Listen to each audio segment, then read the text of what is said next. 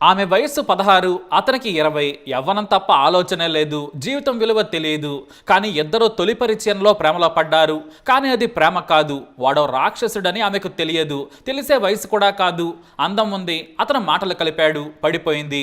కానీ ఆ తర్వాతే వారి కథ మారింది. ఏలూరు ఆర్ఎస్ స్టేడియం ప్రాంతంలో ఉండే అబ్దుల్ మజీద్కు 2 భార్యలు.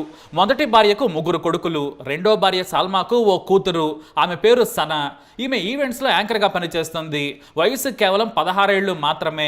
ఈ సనానే ఒంటరి తల్లిని పోషించాలి, తాను కూడా బ్రతకాలి.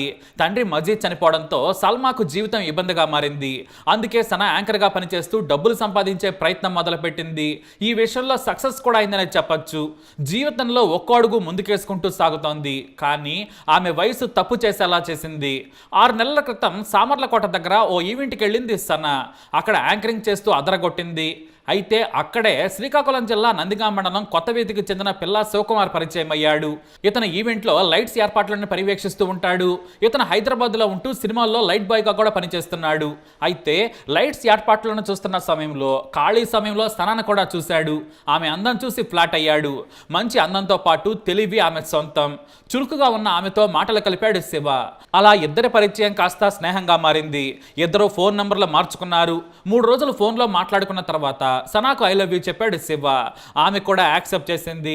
ఇక సనాను కలిసేందుకు ఎప్పుడూ కూడా ఆమె ఇంటి దగ్గరకు వెళ్లేవాడు. ఇలా 6 నెలల పాటు వారి ప్రేమ సాగింది.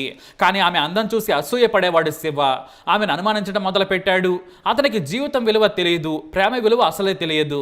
సనాను నిత్యం అనుమానించేవాడు. ఆమె ఫోన్ బిజీగా వచ్చిందంటే చాలు, ఎవరితో మాట్లాడుతున్నావని అడిగేవాడు. సనా కోప్పడేది. ఇక ఈవెంట్స్కి వెళ్ళినా కూడా ఆమెతో తోడుగా ఉండేందుకు ఇష్టపడేవాడు. చిన్న వయసులోని పనికి మాలిన ప్రేమ వారిద్దరి మనసులు కూడా కలపలేదు. శివ ఆమెను తన సొంతం అనుకున్నాడు. అయితే 4 నెలల క్రితం సనా తన తల్లి సల్మాతో కలిసి రాజమహేంద్రవరం వచ్చింది. ఇక మజీద్ మొదటి భార్య చిన్న కొడుకు ఉమర్ వారింట్లోనే ఉండేవాడు. ఇక సనా తల్లి లేని సమయంలో శివ ఆమె ఇంటికి వచ్చి వెళ్లేవాడు. ఆమెను కలిసేందుకు ప్రత్యేకంగా హైదరాబాద్ నుంచి రాజమహేంద్రవరం వచ్చేవాడు. తల్లి లేకపోవడంతో వారిద్దరూ ఇంట్లోనే గడిపేవారు. అయితే నువ్వు ఎవరితోనో ఫోన్లో మాట్లాడుతున్నావని సనాతో గొడవ పెట్టుకున్నాడు. ఆమె మాత్రం అలాంటిదేం లేదని చెప్పింది.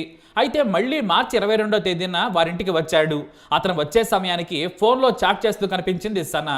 దీంతో ఇద్దరి మధ్య గొడవ జరిగింది. తల్లి కూడా అక్కడే ఉండి వారించింది. అయినా కూడా ఇద్దరిని బూతులు తిట్టాడు శివ. అయితే అప్పుడే ఈ గొడవ గురించి తెలుసుకున్న ముజీ మొదటి భార్య కొడుకులు అక్కడికి వచ్చి గొడవ వద్దని వారించారు. శివని అక్కడి నుంచి పంపించేశారు. కానీ శివ మాత్రం తన ప్రియురాలని బాగా అనుమానించాడు.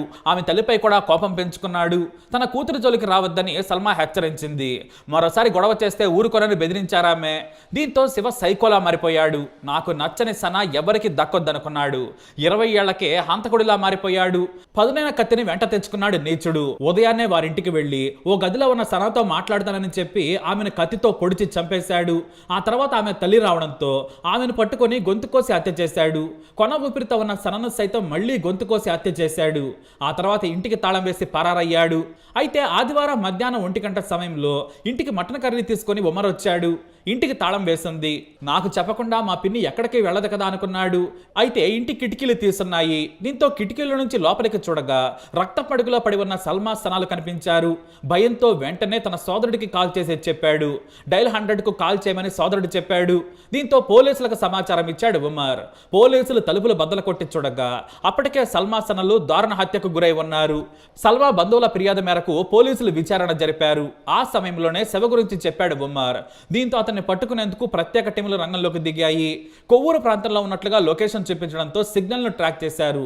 రూరల్ ఎస్ఐ తన బృందంతో వెళ్లి పారిపోతున్న నిందితుడిని అరెస్ట్ చేశారు.